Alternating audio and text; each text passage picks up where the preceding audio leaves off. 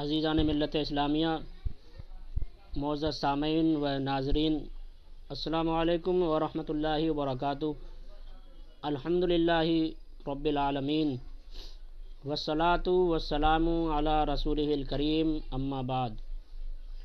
فاعوذ باللہ من الشیطان الرجیم، بسم اللہ الرحمن الرحیم۔ الا بذکر اللہ تطمئن القلوب، صدق اللہ مولانا العظیم وصدق رسولہ النبی الامین الکریم، ونحن علی ذلک لمن الشاہدین والشاکرین والحمد للہ رب العالمین۔ ان اللہ وملائکتہ یصلون علی النبی یا ایہا الذین آمنوا صلوا علیہ وسلموا تسلیما۔ اللہم صلی علی سیدنا و مولانا محمد وبارک وسلم، صلو علیہ صلاۃ و سلام علیک یا رسول اللہ صلی اللہ تعالی علیہ وسلم۔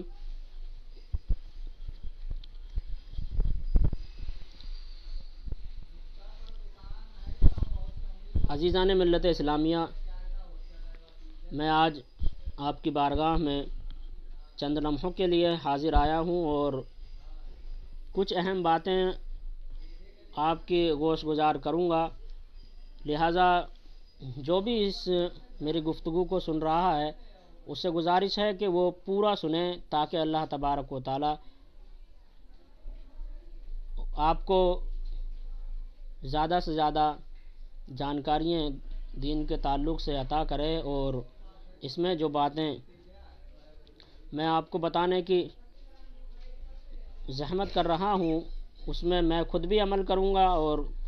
آپ بھی اس پر عمل کرنے کی کوشش کریں۔ میں سب سے پہلے یہ بتانا چاہتا ہوں کہ آج کے وقت میں چونکہ موبائل فون، لیپ ٹاپ اور سوشل میڈیا کا زمانہ ہے،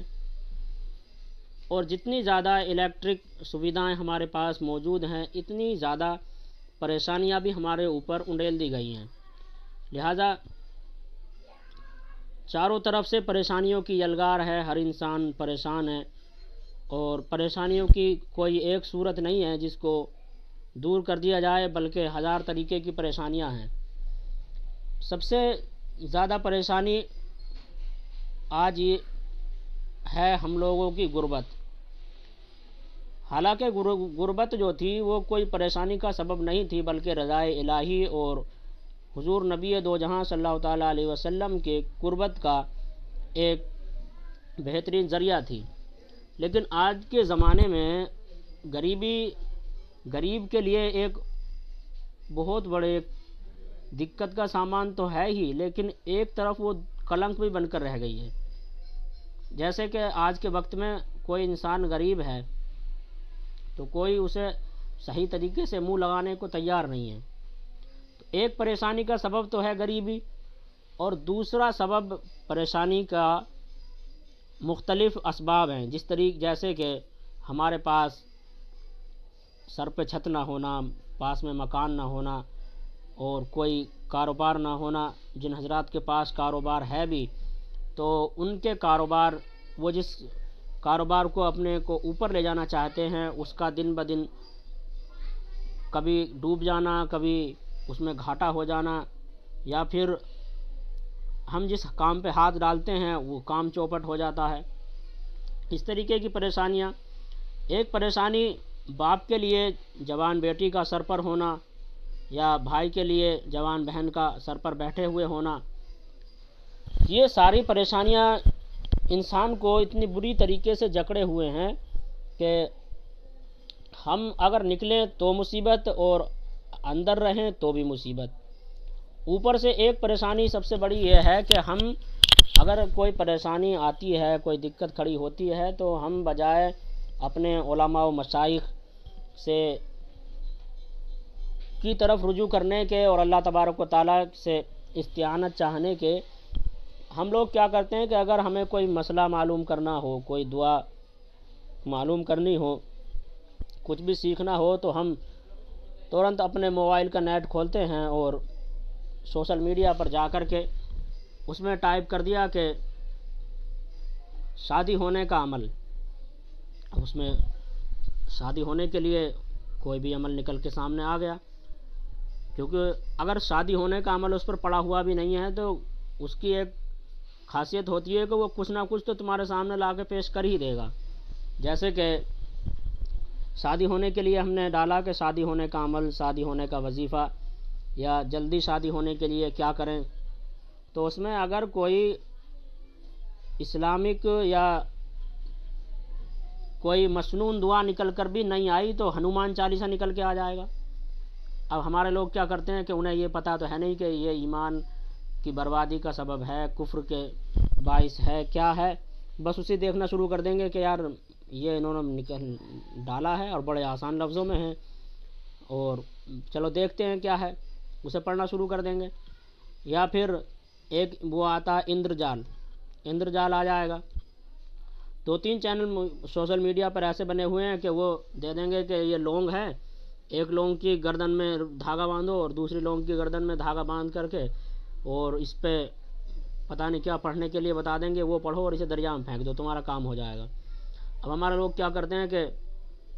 بجائے قرآنی آیات یا قرآن پاک کی تلاوت سے اپنے گھر کی درستگی اور پریشانی کو دور کرنے کے لیے قرآن پاک کی تلاوت کی بجائے اسی کو لے لیں گے اور اسے پڑھا، لوگوں پہ دریا میں پھینک کر کے آ گئے. جب وہ دریا میں پھینک کے آئے تو اس سے کوئی فائدہ ملنے والا ہے نہیں، کیونکہ اس کی بنیاد، اس کی کوئی اصل، کوئی حجت اہل سنت کی کتب میں موجود ہے ہی نہیں. اور جب اس کی کوئی اصل ہے ہی نہیں تو وہ فائدہ کیا کرے گا. پھر ہمارے جو ہیں عقائد جو ہیں وہ مذبذب ہو جاتے ہیں، پلپلے ٹائپ کے ہو جاتے ہیں کہ ارے یار ان چیزوں میں کچھ نہیں رکھا، یہ سب بکواس کی باتیں ہیں، اور یہ تو ایسے ہی لوگوں نے کہہ دیا ہے، کہاں کیا ہوتا ہے. اور پھر جو ہے پوری کی پورا اپنا دنیاوی ذہن بنا کر کے گمراہوں کی طرح گھوم رہے ہیں. لہذا ان ساری پریشانیوں کو دور کرنے کے لیے میری جو آج کا آپ کی بارگاہ میں آنے کا مقصد ہے وہ صرف یہی ہے کہ میں اپنی قوم تک ایسی چیزیں پہنچاؤں جو ہمارے بزرگان دین سے منقول ہیں، ہمیں بزرگوں سے ملی ہیں، اور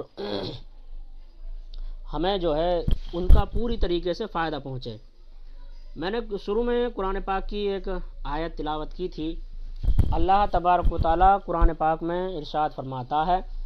الا بذکر اللہ تطمئن القلوب، خبردار ہو جاؤ کہ بے شک اللہ تبارک و تعالیٰ کے ذکر سے ہی دلوں کو چین اور سکون ملتا ہے. جب اللہ تبارک و تعالیٰ نے یہ حرف تنبیہ کے ذریعے ہمیں متنبہ کر کے کہا کہ اگر تم تلاش کو، سکون کو عوام الناس کے درمیان تلاش کرنا چاہو، لوگوں کے درمیان رشتے ناتوں میں تلاش کرنا چاہو، تو ہرگز تمہیں سکون نصیب نہ ہوگا. بلکہ سکون کہاں ملے گا؟ تو اللہ نے خود ہی راستہ بتا دیا کہ بے شک اللہ کے ذکر سے دلوں کو چین اور سکون ملتا ہے. جب اللہ کے ذکر سے ہی دلوں کو چین اور سکون ملنا ہے، لہذا اب اگر کوئی بھی دعویٰ کرے کہ ہاں میں چین و سکون کے لیے ہم نے یہ موبائل تیار کیا ہے، یہ گیم ڈاؤن لوڈ کیجئے یا یہ آپ خرید لیجئے، ٹی وی پورے دن دیکھتے رہو تو اور اس میں سکون تلاش کرو، میرا دعویٰ ہے کہ ہرگز کسی انسان کو کسی بھی طریقے سے سکون حاصل نہ ہوگا. اور مشاہدے کی بات یہ ہے کہ کتنے لوگ ایسے ہیں جنہوں نے اپنی پوری آدھی زندگیاں فلمیں دیکھ کر کے نکال دیں، پوری رات فلم دیکھتے ہیں وہ لوگ سکون حاصل کرنے کے لیے اور مزہ حاصل کرنے کے لیے، ہنسنے ہنسانے کے لیے. لیکن جب تک موبائل چلتا رہا، ٹی وی چلتا رہا، جب تک تو مزہ آیا، اچھا لگا، اور جب وہ بند ہوا، جو ہی ہم نے ٹی وی فلم کو بند کر کے ہم لیٹنے لگے، سونے لگے، تو وہ ہماری ساری ٹینشنیں ہمارے اوپر مسلط ہو جاتی ہیں. ہمارا دل دماغ ادھر ہی گھومنا شروع کر دیتا ہے کہ ارے یار مجھے یہ کرنا تھا اور میں کیسے کر پاؤں گا، یہ اتنا بڑا کام ہے، اس کے لیے کیا ہونا ہے. اور دماغ میں ٹینشن، دل کی بے چینی، ان ساری چیزوں کو دور کرنے کے لیے اب انسان کرے تو کیا کرے. ایسے وقت میں کس سے استعانت چاہے، کس سے مدد چاہے، کیا کرے. بہرحال ہمارا جو اسلام ہے وہ ایسا دین ہے کہ ہم لوگوں نے تو دل و دماغ میں یہ تصور بنا لیا ہے کہ دین پہ چلنا بڑا دشوار ہے، دین میں بڑی باریکیاں ہیں، لیکن اللہ خود فرماتا ہے لا اکراہ فی الدین، دین میں زبردستی نہیں ہے، الدین یسرن، دین آسان ہے، لہذا ہر انسان کے لیے بہتر ہے کہ وہ پلٹے اپنے مذہب کی طرف، پلٹے اپنے دین کی طرف، اور استعانت اگر کسی سے چاہنی ہے، اگر مدد ہی آپ کو طلب کرنی ہے تو مدد طلب کرو اپنے رب سے، اور اس کے اللہ تبارک و تعالیٰ کی مدد طلب کرنے کا ایک طریقہ بہترین یہ بھی ہے کہ اس کے جو محبوبین بندے ہیں ان کا وسیلہ دے کر ان کے صدقے میں دعائیں مانگی جائیں، تو اللہ تبارک و تعالیٰ ضرور یقیناً دعائیں قبول کرے گا۔ جیسے کہ سرکار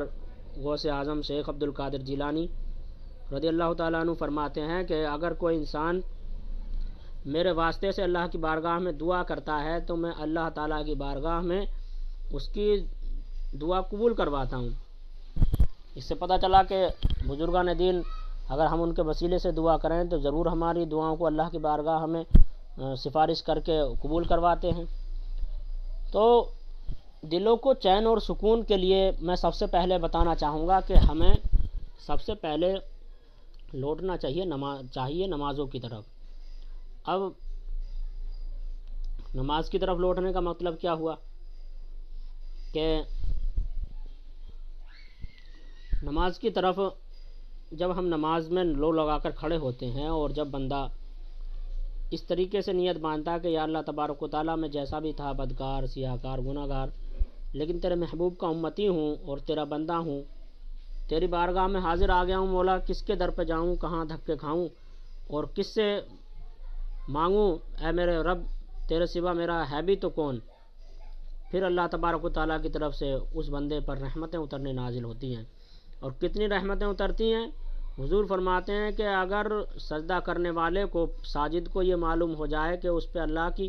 کتنی رحمتیں اتر رہی ہیں تو وہ سجدے سے قیامت تک سر ہی نہ اٹھائے گا، اتنی زیادہ رحمتیں اللہ کی طرف سے نازل ہوتی ہیں۔ اور جس کے اوپر رحمتیں نازل ہو رہی ہوں اور اس کے قلب پہ سکینہ نہ اترے، اس کے دل کو سکون نہ ملے، یہ تو ناممکن سی بات ہے۔ لہٰذا سب سے پہلے ہمیں شروعات کرنی ہے نمازوں کی، اور نماز کے بارے میں قرآن پاک میں بھی آیا قد افلح المؤمنون الذین هم فی صلاتہم خاشعون، بے شک مراد کو پہنچے ایمان والے جو اپنی نماز میں گڑ گڑاتے ہیں۔ اس سے پتہ چلتا ہے کہ نماز تو پڑھو، اور نماز بھی اس طرح پڑھو کہ بالکل اللہ تبارک و تعالیٰ کی ذات کی طرف ایسے لو لگا کر ایسے متوجہ ہو جاؤ، گڑ گڑا کر رو رو کر نمازیں ادا کرو، سجدے کرو۔ اور میں یہاں پر کچھ چیزیں ایسی بتاؤں گا، ایسی اہم معلومات بتاؤں گا جن سے ہمیں بہت زیادہ فائدہ ہو۔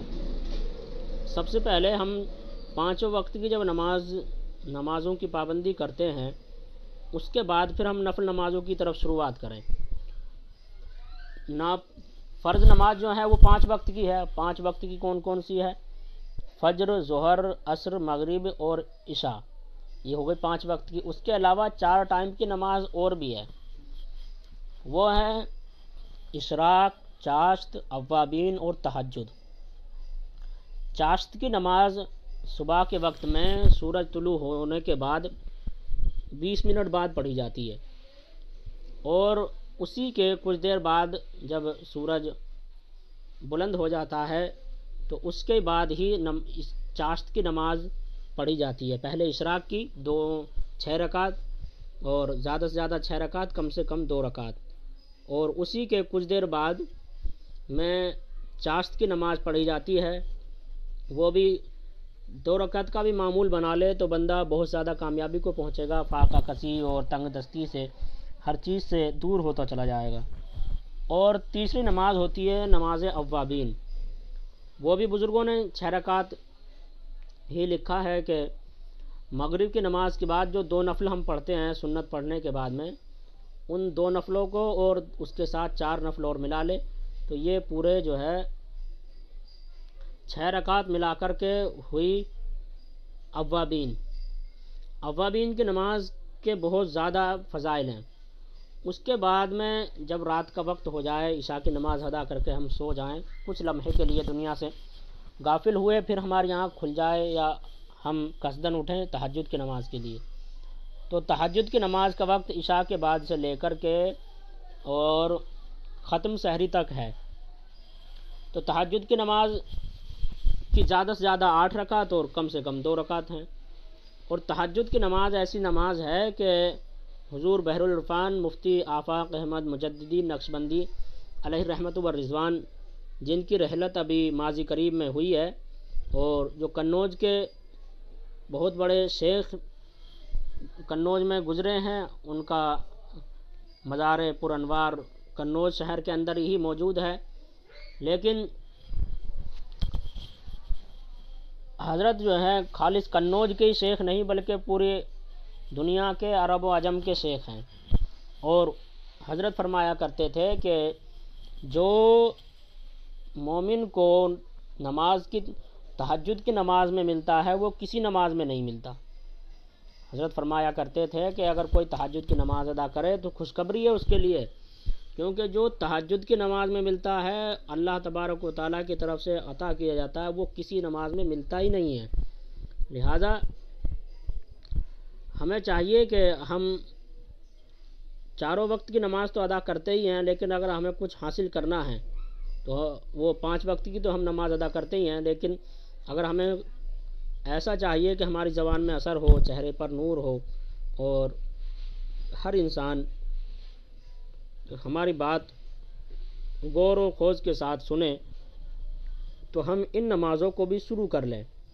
بہت عمدہ، بہت ہی بہتر نمازیں ہیں۔ اور نمازوں کے بارے میں اللہ کے محبوب علیہ الصلاۃ والسلام فرماتے ہیں، حضرت ابو ہریرہ رضی اللہ تعالیٰ عنہ کہتے ہیں کہ میرے خلیل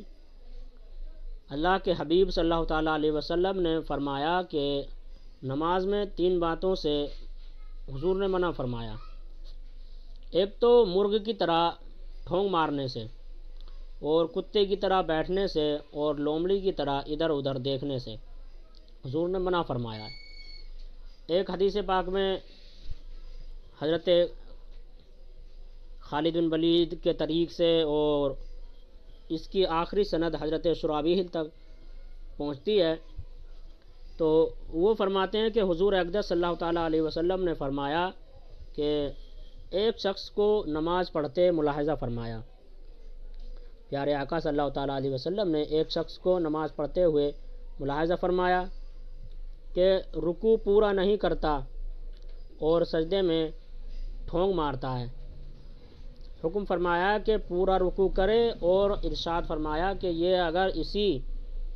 حالت میں مرا تو ملت محمد صلی اللہ تعالیٰ علیہ وسلم کے غیر پر مرے گا۔ اگر یوں ہی ٹھونگے مارتا رہا، رکوع اور سجود کو صحیح ادا نہ کیا، تو پھر وہ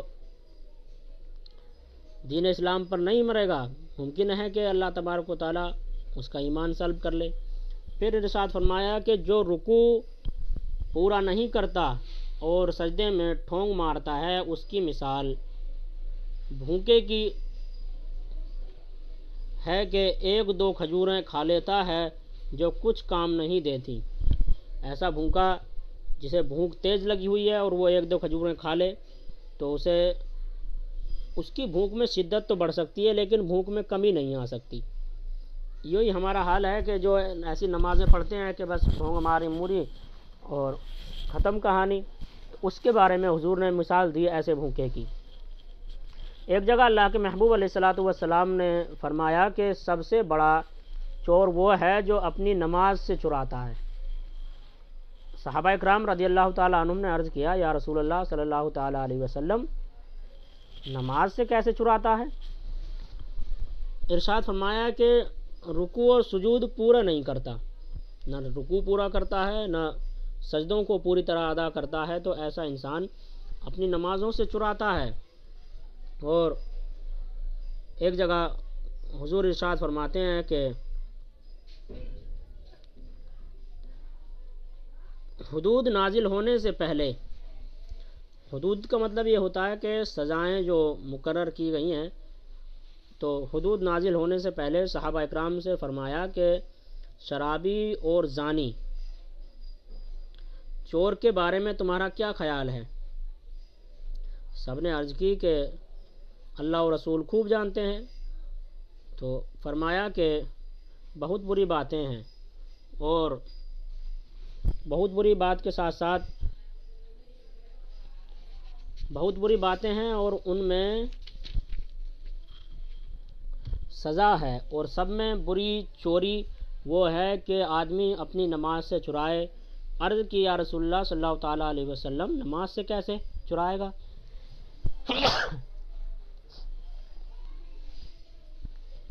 فرمایا یوں کہ رکوع اور سجود کو تمام نہیں کرتا، پورا نہیں کرتا. اور حضرت حذیفہ رضی اللہ تعالیٰ عنہ نے ایک شخص کو دیکھا کہ رکوع اور سجود پورا نہیں کرتا. جب اس نے نماز پڑھ لی تو بلایا اور کہا تیری نماز نہ ہوئی. اور راوی کہتے ہیں کہ یہ گمان ہے کہ یہ بھی کہا کہ اگر تو مرا تو فطرت محمد صلی اللہ تعالیٰ علیہ وسلم کے غیر پر مرے گا. لہذا ابھی ہم لوگوں کے پاس وقت ہے کہ ہم اپنی نمازوں کو بھی درست کریں، اور نمازوں کو درست کرنے کے بعد اپنا تلفظ یا قرآن پاک جو پڑھنے کا طریقہ ہے اس کو صحیح کر لیں. اور ایک اور حدیث پاک میں حضور اقدس صلی اللہ تعالیٰ علیہ وسلم نے حضرت انس بن مالک رضی اللہ تعالیٰ عنہ سے فرمایا اے لڑکے، نماز میں التفات یعنی ادھر ادھر دیکھنے سے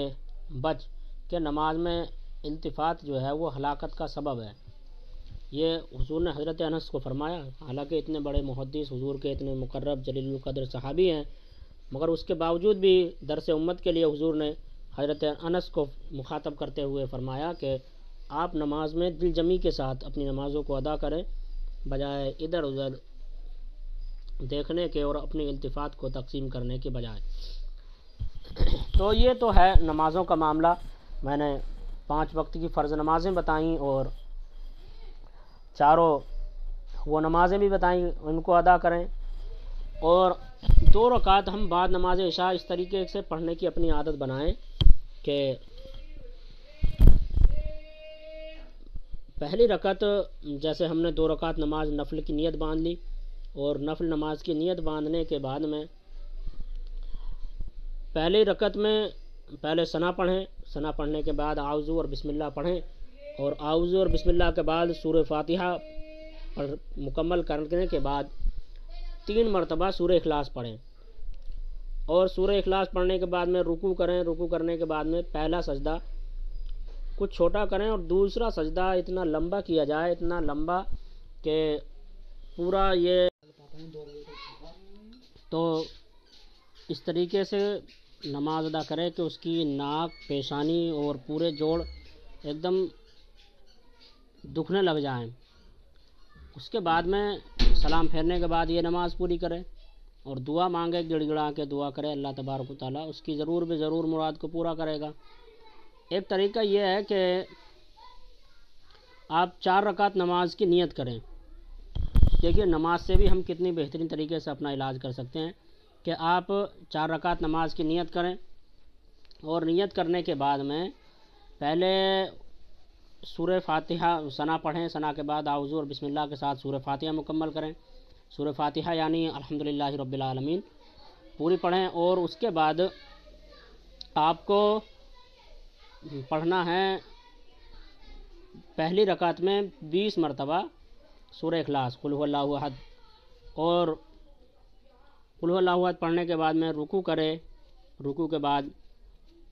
سجدہ کرے. اور اس نماز میں سجدے اتنے لمبے نہیں کرنے ہیں جتنے پہلی نماز میں بتایا گیا تھا کہ پہلا سجدہ کم لمبا کرے اور دوسرا خوب لمبا کرے، اتنا لمبا کہ اس کی ناک، پیشانی اور جوڑ دکھنے لگے. مگر اس میں کیا کرنا ہے کہ اس میں آپ کو اتنا لمبا رکوع یا سجدہ نہیں کرنا ہے. اس میں بس 10 مرتبہ سورہ اخلاص پڑھنی ہے پہلی رکعت میں. پہلی رکعت پوری ہو گئی، پھر کھڑے ہو جائیے اور بسم اللہ کے ساتھ سورہ فاتحہ مکمل کریں. پھر دوسری رکعت میں 20 مرتبہ سورہ اخلاص پڑھیں. اور جب 20 مرتبہ ہم سورہ اخلاص پڑھ لیں، سورہ اخلاص پڑھنے کے بعد میں پھر رکوع میں جائیں، اور رکوع کے بعد سجدہ کرے اور سجدے کے بعد میں پھر کھڑا ہو جائے، اور تیسری رکعت میں 30 مرتبہ اور چوتھی رکعت میں 40 مرتبہ سورہ اخلاص پڑھے۔ سورہ اخلاص پڑھنے کے بعد میں وہی طریقہ جو نماز پڑھنے کا ہے کہ اتحیات مکمل کرے، اتحیات کے بعد درود ابراہیمی اور دعائے معصورہ پڑھنے کے بعد سلام پھیر دے۔ اس کے بعد میں آپ کو 50 مرتبہ سورہ اخلاص پڑھنی ہے، قل هو اللہ احد، پوری 50 مرتبہ مع بسم اللہ کے، اور 70 مرتبہ لا حول ولا قوۃ الا باللہ العلی العظیم پڑھیں۔ اس کو پڑھ کے 70 مرتبہ پھر اپنے مقصد کے لیے دعا کرے، جو بھی مقصد ہو کہ یا اللہ تبارک و تعالیٰ مجھے اگر اولاد نہیں ہے تو اولاد مانگو، اگر بیٹے ہیں بیٹی کی خواہش ہے تو بیٹی مانگو، بیٹیاں زیادہ ہیں بیٹا نہیں ہے تو بیٹے کی خواہش کرو، بہرحال قرض میں اگر دبا ہوا ہے تو قرض سے نجات مانگے، اور کسی پریشانی میں مبتلا ہے تو اس پریشانی سے نجات مانگے۔ اللہ تبارک و تعالیٰ اسی وظیفے کے بدولت ایک ہی رات میں اس کی مراد کو ضرور بھی ضرور پورا کر دے گا۔ ایک طریقہ یہ ہوا، اور ایک اللہ تبارک و تعالیٰ کا اسم گرامی ہے المعز، یہ اللہ کا پاک نام ہے۔ اس کو ہمیں، اس نام مبارک کی خاصیت یہ ہے کہ اس اسم مبارک کو جو کوئی جمعہ یا سنیچر کی رات کو مغرب کی نماز کے بعد 41 بار پڑھے تو لوگوں میں پیارا اور مکرم ہو جائے گا۔ اور پڑھنا کیسے ہے؟ آپ نے مغرب کی نماز ادا کر لی، اس کے بعد میں نفل سنت پڑھنے کے بعد فارغ ہو گئے، دعا کرنے کے بعد میں آپ کو 41 مرتبہ یا معزو یا معزو یا معزو اس طریقے سے پڑھنا ہے۔ تو 41 مرتبہ یا معزو یا معزو یا معزو پڑھ لیں، اور اس کے بعد پھر دعا مانگ لیں، اللہ تبارک و تعالیٰ مجھے عزت سے نواز دے، میں پریشان حال ہوں، میری پریشانی کو دور کر دے۔ تو بزرگان دین فرماتے ہیں کہ اللہ تبارک و تعالیٰ اس نام مبارک کے صدقے میں اس کو ضرور بھی ضرور عزت عطا فرمائے گا۔ اور اللہ تبارک و تعالیٰ کے نام سارے برکتوں والے ہیں، انہی میں سے ایک نام پاک ہے الغفور، یہ بھی اللہ کا نام ہے۔ تو ہمارے علماء فرماتے ہیں کہ الغفور اس اسم مبارک کو اگر کاغذ کے 3 ٹکڑوں پر لکھے اور کیسے ہی بیمار کو کھلائے تو 3 دن کے اندر انشاءاللہ تبارک و تعالی اس مریض کو شفا مل جائے گی۔ اور اس پر یوں اس طرح بھی لکھ سکتے ہیں یا غفور یا غفور یا غفور کاغذ کے ٹکڑوں پر، اور الغفور بھی لکھ سکتے ہیں، دونوں طریقے سے بہرکیف اللہ تبارک و تعالیٰ کے اس پاک نام کی برکت سے ضرور اسے شفا مل جائے گی۔ اللہ کا ایک اسم گرامی جو کہ بہت زیادہ عظمتوں برکتوں والا ہے، اس نام مبارک کے بارے میں ہمارے علماء اکرام نے فرمایا کہ اس نام مبارک کو جو شخص بنا ناغہ جتنا ہو سکے پڑھتا رہے تو لوگوں کی نظروں میں پیارا، محبوب، بزرگ اور مکرم ہو جائے گا۔ وہ نام پاک ہے العظیم۔ اس نام پاک کی میں نے ابھی فضیلت بیان کی ہے، اور اس کو پڑھنا اس طریقے سے ہے کہ چلتے پھرتے اٹھتے بیٹھتے ہر وقت میں یا عظیمو یا عظیمو یا عظیمو اس طریقے سے پڑھتا رہے۔ اللہ تبارک و تعالیٰ اپنے فضل و کرم سے، محض اپنے فضل و کرم سے اس شخص کو لوگوں کی نظروں میں پیارا، محبوب اور مکرم بنا دے گا۔ اللہ پاک کا ایک نام ہے الودود، بڑا مشہور نام ہے یہ، اور جتنے یہ جو کہ تھوڑا عشقیہ مزاج والے لوگ ہیں ان لوگوں کے بہت زیادہ زبانوں پر رہتا ہے۔ بہرحال اللہ کا نام ہے، اچھی بات ہے، جس کو بھی یاد ہو اللہ تعالیٰ انہیں برکتیں دے۔ بہرحال خالص الٹے سیدھے مقاصد کے لیے ہی ان ناموں کو نہ پڑھا کریں، بلکہ اچھے مقصد کے لیے بھی ان ناموں کو پڑھ لیا کریں۔ تو اللہ تبارک و تعالیٰ کے ایک نام ہے الودود۔ اس نام مبارک کے بارے میں علماء اکرام ہمارے فرماتے ہیں کہ اس اسم کو کسی کھانے کی چیز پر ایک بار پڑھ کر ان بیوی اور شوہر کو کھلائے جائیں جو آپس میں الفت، محبت یا انسیت بالکل نہیں رکھتے ہیں،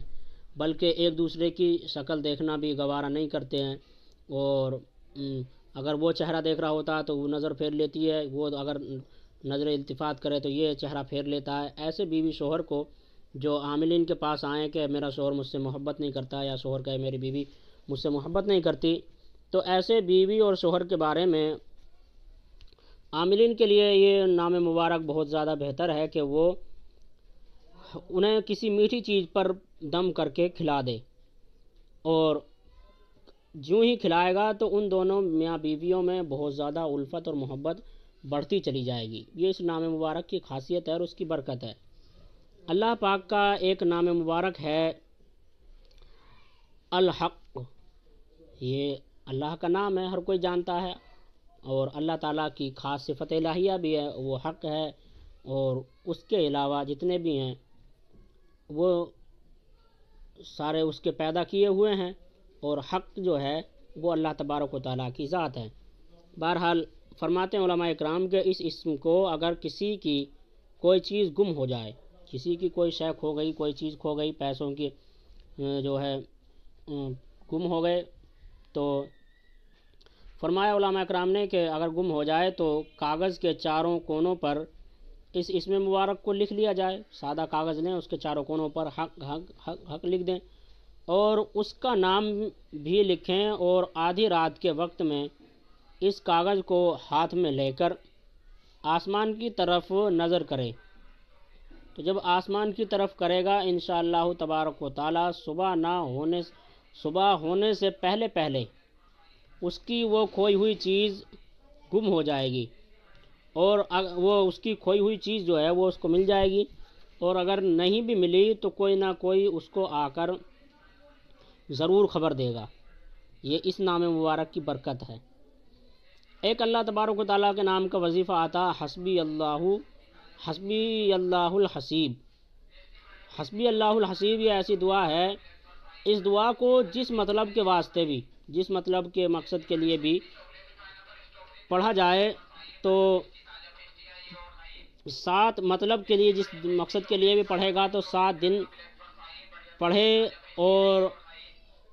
اللہ کے فضل سے وہ مقصد 7 دن میں پورا ہو جائے گا۔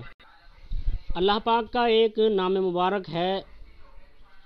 یا لطیفو۔ یا لطیفو یہ اسم مبارک ایسا ہے، اس اسم کو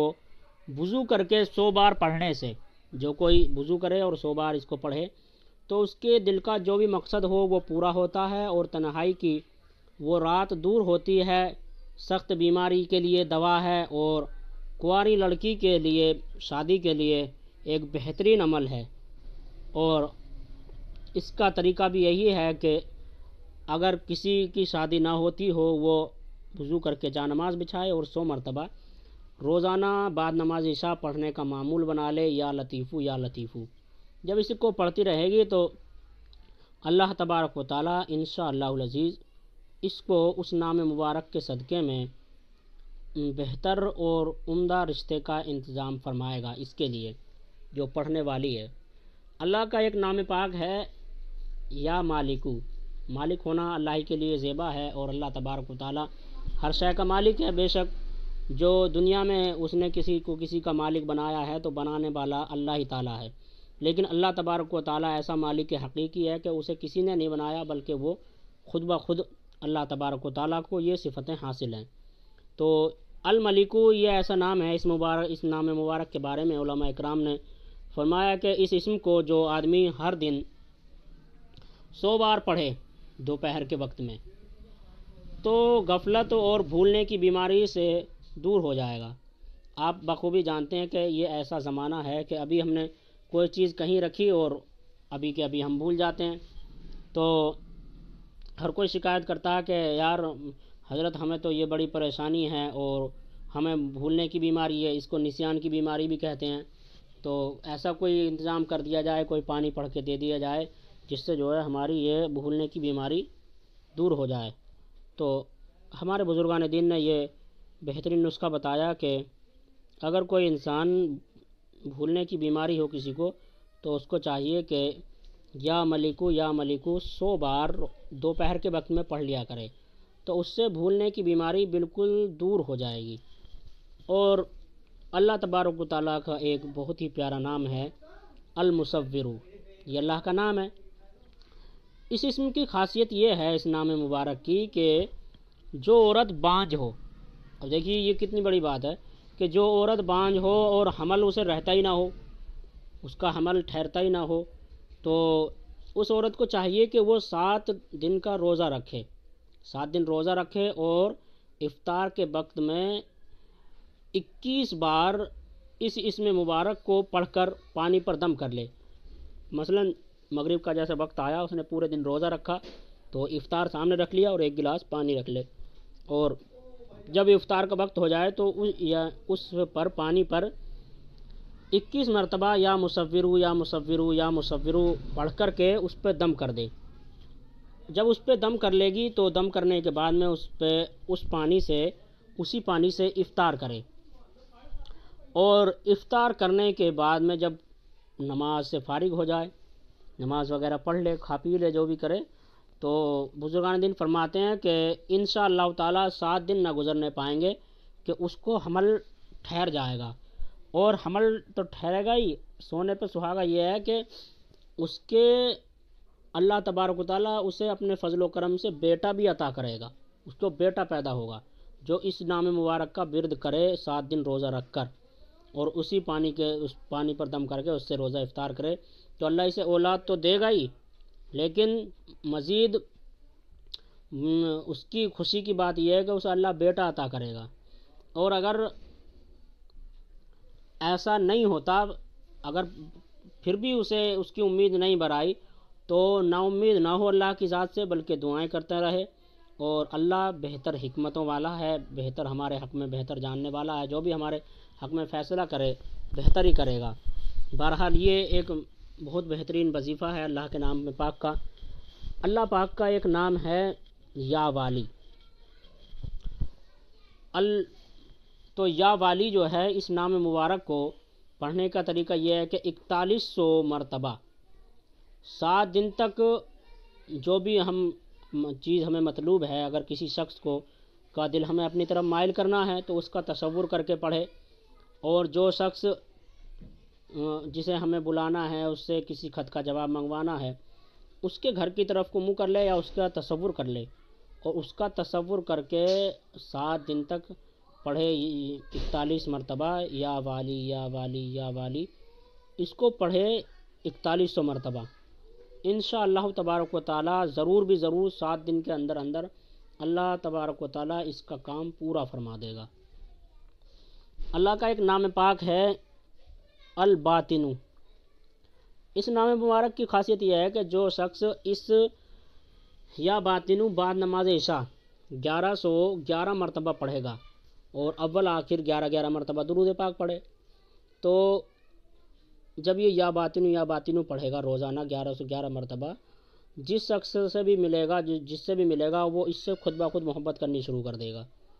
جیسے کہ ہم لوگ جانتے ہیں کہ جتنے بڑے بڑے ہمارے علماء و فقہاء ہیں، بزرگان دین ہیں، پوری دنیا ان سے محبت کرتی ہے، حالانکہ حاسدین بھی ہوتے ہیں، مگر وہ تو ان کی بلندیوں اور عظمتوں کی بنا پر وہ ان کے حاسد بنے ہوئے ہیں، لیکن اکثر و بیشتر خطہ اللہ کے فضل و کرم سے ان سے محبت کرتا ہے،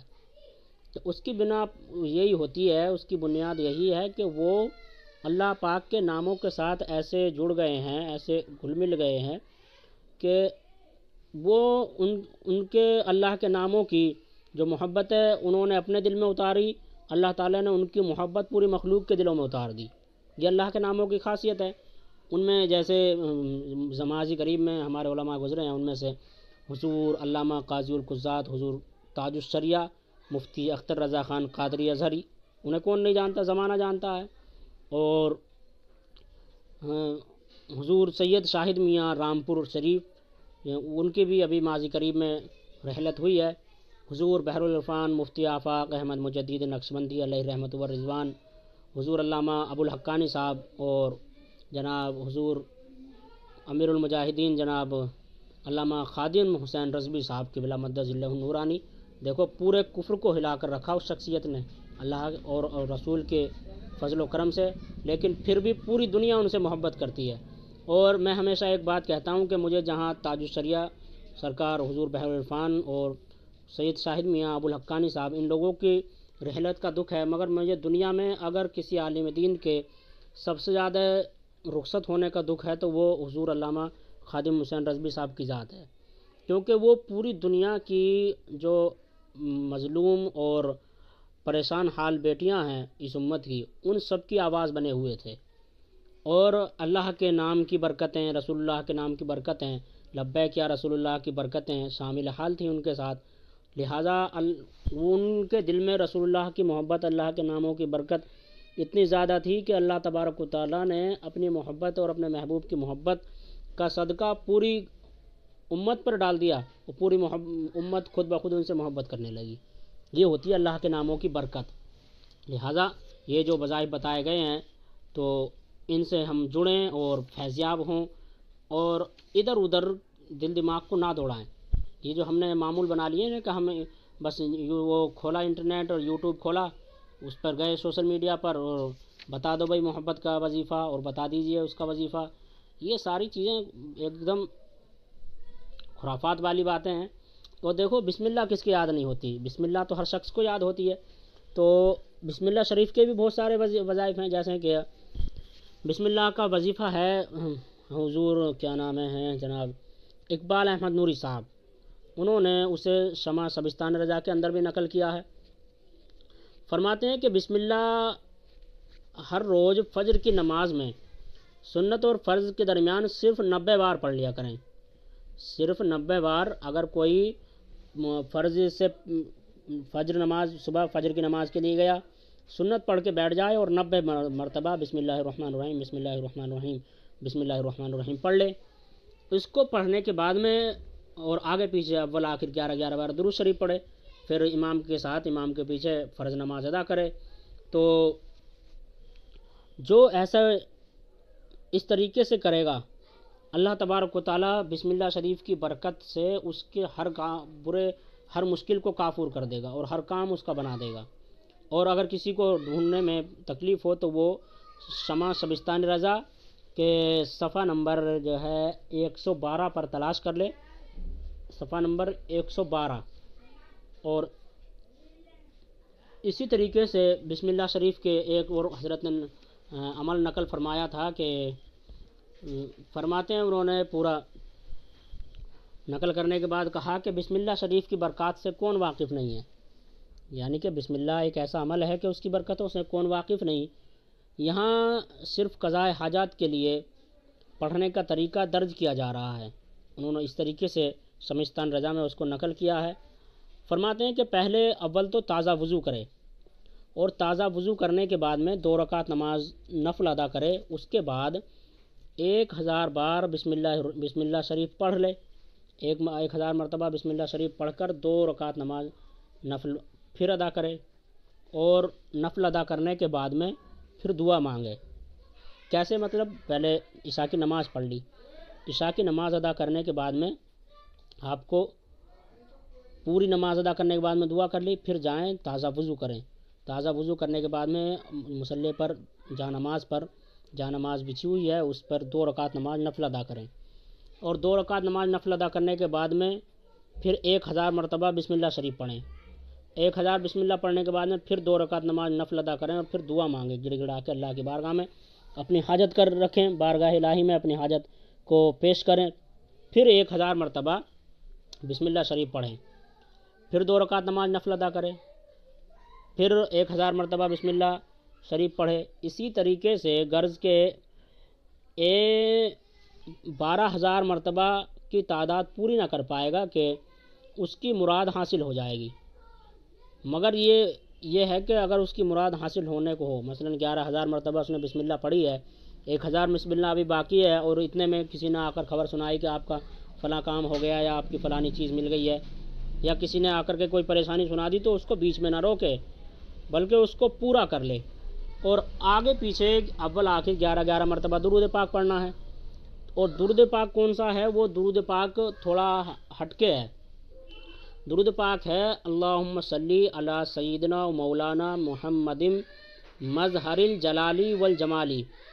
مرات الذاتی والصفاتی مخزن المشاہداتی موصل العباداتی الی رب الاربابی بعدد معلومات لک۔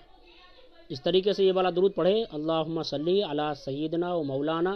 محمد مظہر الجلالی والجمالی مرات الذاتی والصفاتی مخزن المشاہداتی موصل العباداتی الی رب الاربابی بعدد معلومات لک۔ اس والے درود کو یاد کر لے اور پھر درود پاک پڑھ کے وظیفہ شروع کرے، درود پاک پہ آخر کرے، اور اللہ تبارک و تعالیٰ کی ذات سے کبھی امید رکھے کہ اللہ تعالیٰ اس کی مراد کو انشاءاللہ العزیز ضرور بھی ضرور پورا فرمائے گا، انشاءاللہ العزیز ضرور بھی ضرور پورا فرمائے گا۔ اب میں ایک اتنا چھوٹا سا وظیفہ، ابھی حالانکہ ہمیں بہت لمبا رکھنا ہے کیونکہ اس میں قرآن پاک کی جو سوریں ہیں ان کے بھی فضائل بیان کرنے ہیں، اور کچھ نئی باتیں بھی ہمیں اپنے ناظرین تک، اپنے جو مسلمان بھائی ہیں، میری قوم ہے، ان تک مجھے پہنچانی ہے۔ لیکن ابھی ایک چھوٹا سا وظیفہ ملاحظہ کر لیں، اور یہ ایسا نہیں ہے بلکہ یہ بریلی شریف کے ایک بزرگ ہیں، میں ان سے ملنے کے لیے گیا، ان کا میں نے نام سنا تھا، جو کہ سیٹلائٹ سے کافی آگے رہتے ہیں، اور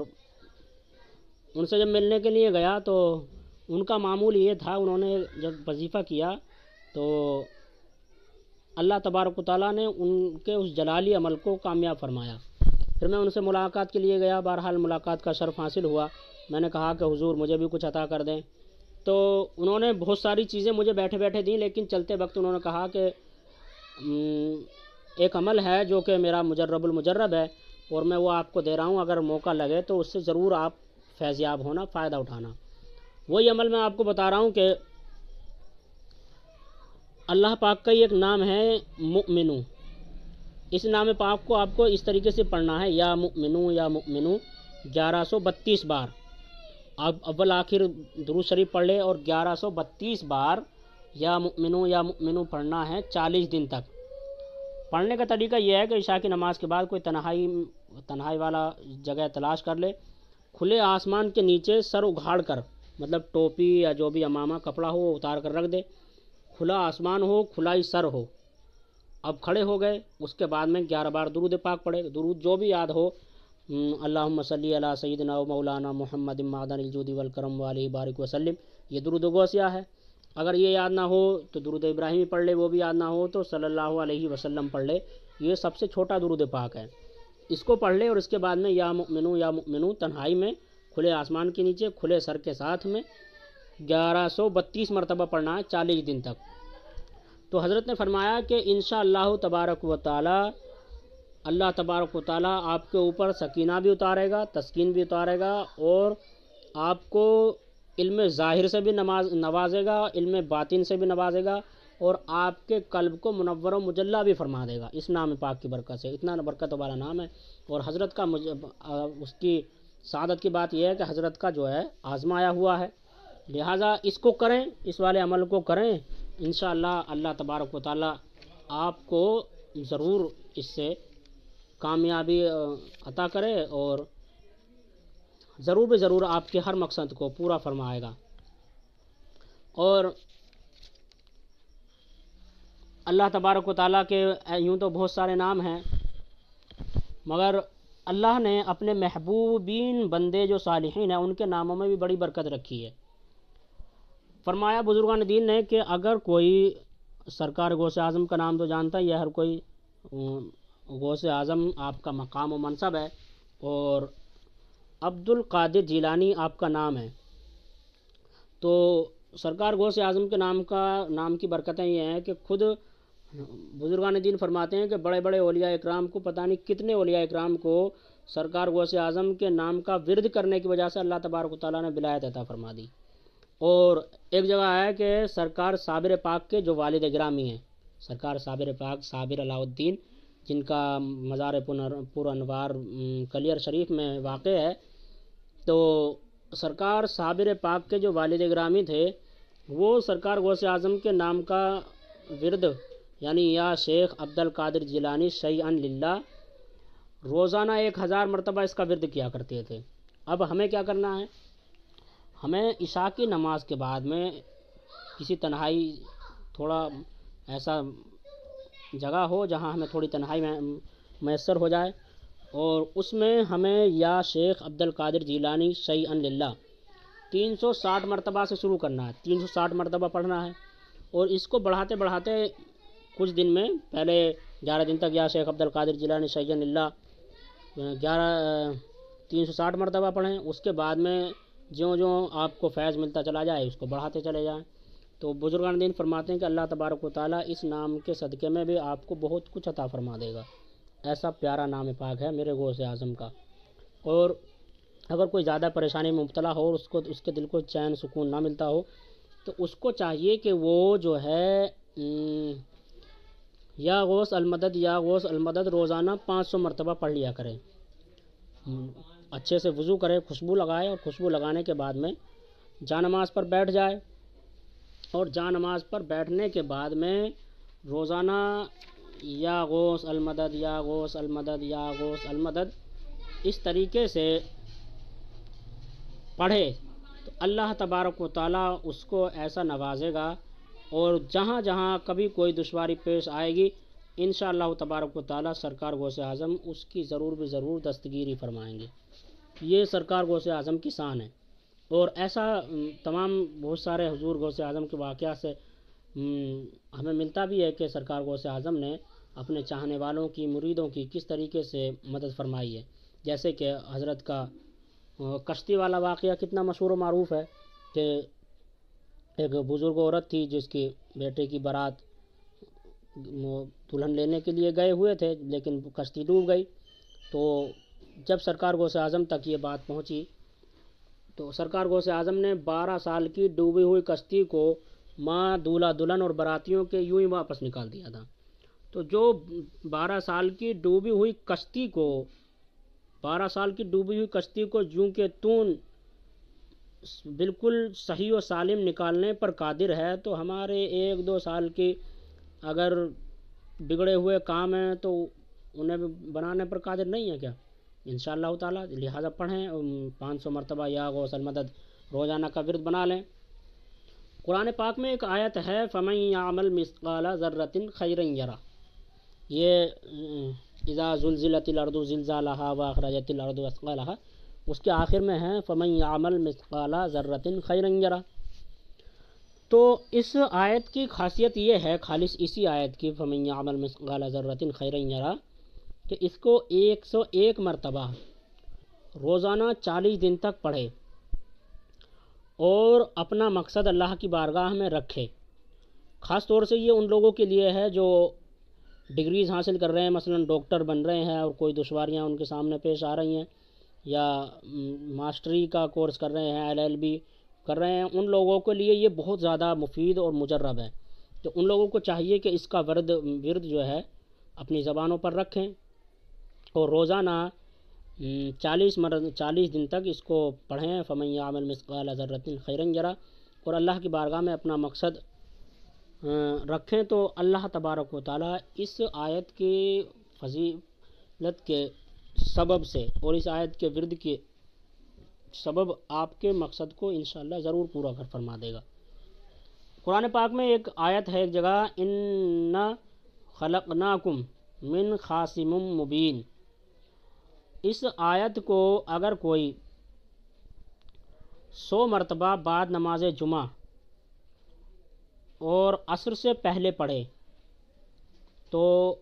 اللہ تعالیٰ اس آیت کے پڑھنے کی وجہ سے اور اس کے ہر مقصد کو ضرور پورا فرمائے گا۔ اور ایک بڑی اچھی بات یہ ہے کہ ہم رات میں جو ہے تھکے ہوئے ہوتے ہیں، یا عشاء کی نماز کے بعد بہت سارے لوگوں کا دل نہیں کرتا کہ وہ پڑھیں یا کوئی وظیفہ لے کر کے بیٹھیں، تو بعد نماز جمعہ عصر سے پہلے بہت آسان ہو جائے گا، آپ تسبیح لے کر کے بیٹھ جائیں اور تھوڑی دیر پڑھ لیں، اِنَّ خَلَقْنَاكُم مِّن خَاصِمٍ مُّبِينٍ اِنَّ خَلَقْنَاكُم مِّن خَاصِمٍ مُّبِينٍ 100 مرتبہ پڑھنا، تھوڑی دیر میں پورا ہو جائے گا۔ بس یہ جتنے میں نے وظائف آپ کی بارگاہ میں رکھے ہیں ان سب کو پڑھیں اور ان سب سے فیضیاب ہوں۔ اور اللہ تعالیٰ نے قرآن پاک میں جو صورتیں اتاری ہیں ان صورتوں کا ابھی آپ کی بارگاہ میں جو فضائل رکھے جائیں تو قرآن پاک سے بھی آپ فیضیاب ہوں، اولیاء اکرام کے ناموں سے بھی فیضیاب ہوں انشاءاللہ تبارک و تعالی۔ کوئی نہ کوئی ایسی شے آپ کو اللہ ضرور عطا فرمائے گا جس سے آپ دن بدن ترقی کرتے چلے جائیں گے۔ لہذا ابھی جو قرآن پاک کے فضائل آپ کی بارگاہ میں رکھے جائیں ان سب سے بھی آپ سرفیاب ہوں اور ضرور فائدہ اٹھائیں۔ تو یہاں تک ہم نے بہت سارے وظائف ملاحظہ کیے ہیں، اور ان میں سے زیادہ تر اللہ تبارک و تعالیٰ کے نام پاک کے ہیں۔ ایسے نہیں کہ بس ایسی کسی کی کتاب سے بھی پڑھا اور اٹھا کر کے سوشل میڈیا پر ڈال دیا، لہذا جس سے بھی ہو سکے وہ ان وظائف کو پڑھے، ان سے فائدہ اٹھائے، فیضیاب ہو۔ اور اب میں قرآن پاک کی صورتوں کے کچھ فضائل بیان کروں گا، جن میں سے ایک صورت ہے سورہ واقعہ۔ بڑی مشہور سورہ قرآن پاک کی سورہ ہے سورہ واقعہ۔ تو اس صورت کے بارے میں فرمایا کہ یہ صورت بڑی بابرکت ہے، اور اس کے متعلق حضور کے چند ارشادات آپ کے گوش گزار کرنے جا رہا ہوں، جس میں ایک حضرت ابن مسعود رضی اللہ تعالیٰ عنہ سے منقول ہے۔ آپ فرماتے ہیں کہ اللہ کے رسول صلی اللہ تعالیٰ علیہ وسلم نے سنا کہ جو آدمی انہوں نے اللہ کے رسول صلی اللہ تعالیٰ علیہ وسلم سے سنا کہ جو کوئی شخص ہر رات سورہ واقعہ پڑھے گا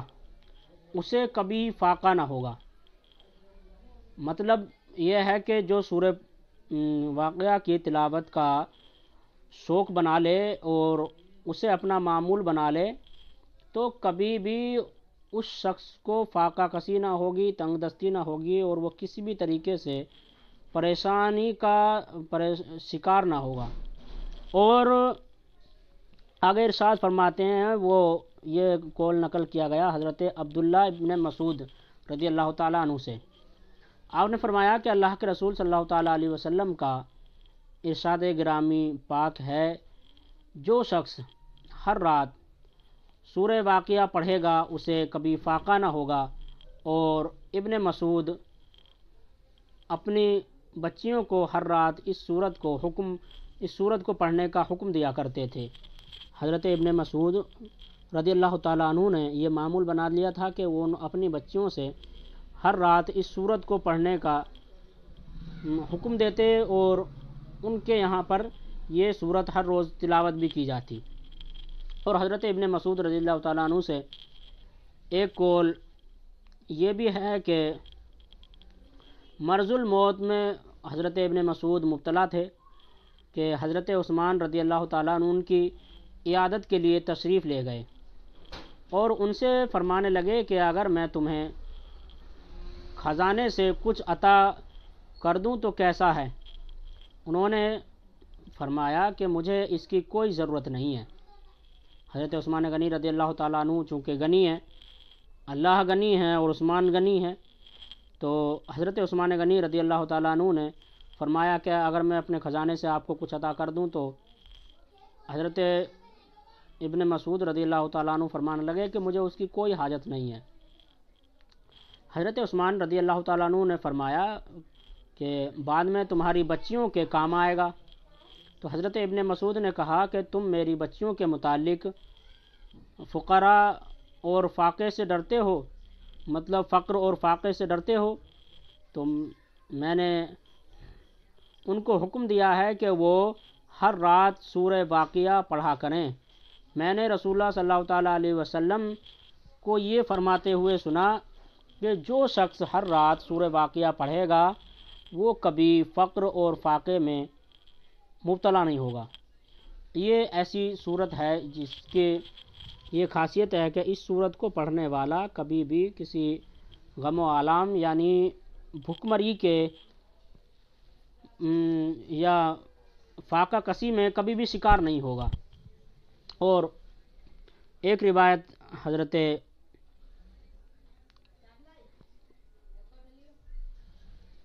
مرویہ رضی اللہ تعالیٰ عنہ نے حضرت انس رضی اللہ تعالیٰ عنہ سے روایت کی کہ انہوں نے اللہ کے رسول صلی اللہ تعالیٰ علیہ وسلم کا یہ ارشاد گرامی نقل کیا کہ سورہ واقعہ توانگری کی صورت ہے، لہٰذا اسے پڑھو اور اپنی اولاد کو سکھاؤ۔ اور حضرت انس رضی اللہ تعالیٰ عنہ سے مرفوعاً ایک روایت ہے کہ اپنی عورتوں کو سورہ واقعہ سکھاؤ کہ یہ توانگری اور مالداری کی صورت ہے،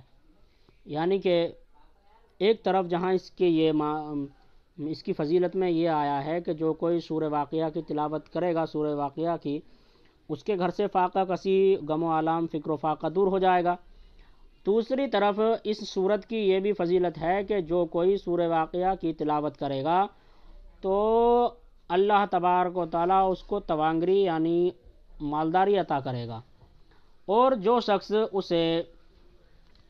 روزانہ 41 بار پڑھے تو اس کی روزی فراخ ہو جائے گی، اس کی روزی میں کشادگی پیدا ہو جائے گی، اور 1 سال تک یہ عمل جاری رکھے، کیونکہ اسے روزانہ پڑھنے والا غنی ہو جاتا ہے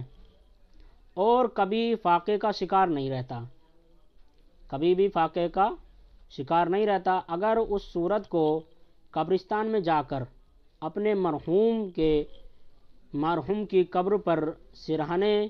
کی طرف بیٹھ کر اسے پڑھا جائے اور اس کے بعد اس مرحوم کی بخشش اور نجات کی دعا کی جائے تو انشاءاللہ تعالی وہ عذاب قبر سے نجات پائے گا، مگر اس عمل کو 40 روز تک مسلسل کرنا چاہیے۔ اگر کسی شخص کی پیداوار میں نقصان ہو جاتا ہو، کسی نے اپنے کھیت میں فصل اگائی ہوئی ہے اور اس کی فصل میں برابر نقصان پہ نقصان ہوتا ہے، یا نیل گائے وغیرہ یا جو بھی نقصان دہ چیزیں ہوتی ہیں ان سے نقصان ہو جاتا ہے، تو اسے چاہیے کہ اس سورت کو 3 مرتبہ پڑھے اور بیج بونے سے پہلے بیجوں پر دم کرے، جیسے گیہوں کا بیج ہے اور کیا بولتے ہیں،